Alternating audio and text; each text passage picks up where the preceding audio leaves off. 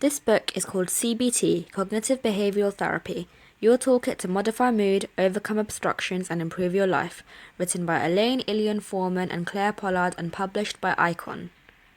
This is Chapter 1, Introducing CBT. Chapter 1, Introducing CBT.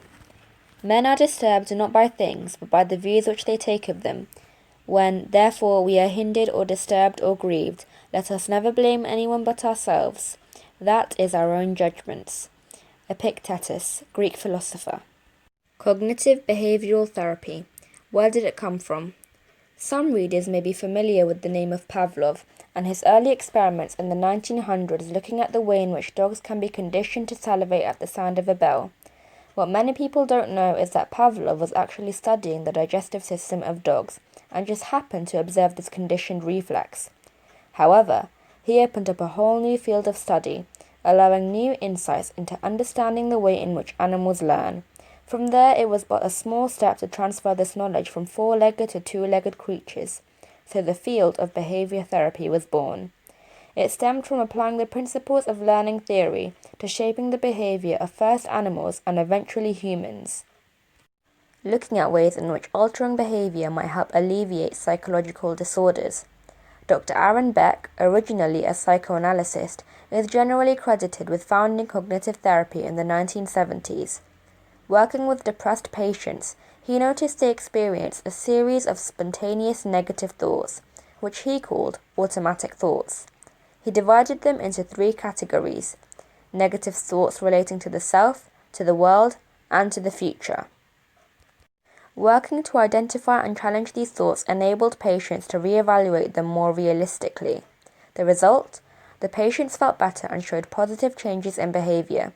They became able to think in a more balanced, realistic way, to feel better emotionally, and to behave in a more functional manner.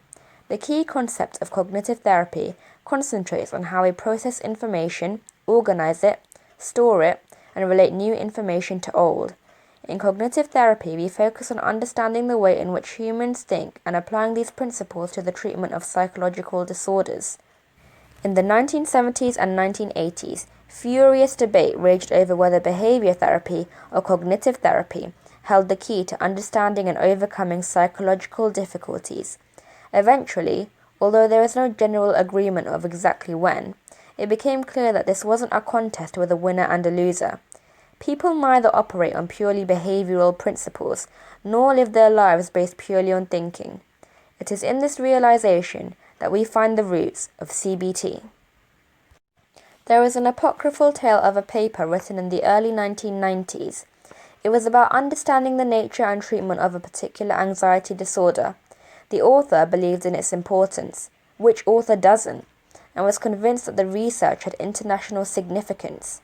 But there was a conundrum. Two world conferences appeared to address the subject matter. One was the World Congress of Behavior Therapy, the other the World Congress of Cognitive Therapy. The two were apparently miles apart. The conceptual separation reflected geographically, with one taking place in Canada, the other in Australia. How to make a decision? As a behavioral experiment, the author sent an identical abstract to both. The result? Both were delighted to accept the paper as truly representative of research in that field. This is actually no Shaggy Dog's tale. The author in question is the first author of this book. So what happened the following year? A historical first took place, the first World Congress of Behavioral and Cognitive Therapies. This meant that from then on, Elaine only had to submit her research to one conference instead of two. Modern cognitive behavioral therapy, the CBT which this book explores, applies principles of both schools of thoughts to the treatment of psychological distress. It looks at the way in which our thoughts, emotions, behaviors, and physical states all interact to cause and maintain difficulties. Since we know all these factors interact, it follows that altering any one of them will have an effect on the others. CBT focuses on the way we can change patterns of thinking and behavior in order to feel better. Now, nearly 20 years later, we are moving into what is called the third wave of CBT. Instead of just mind and behavior, CBT is moving into domains previously addressed primarily by other traditions, in the hopes of improving both understanding and outcomes. Thus, third-wave therapies include concepts such as mindfulness meditation, acceptance, values, and relationships.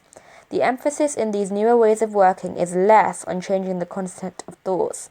Rather, it is on changing our awareness of and relationship to thoughts. If you are interested in reading more about this, see our list of suggested resources in Chapter 8.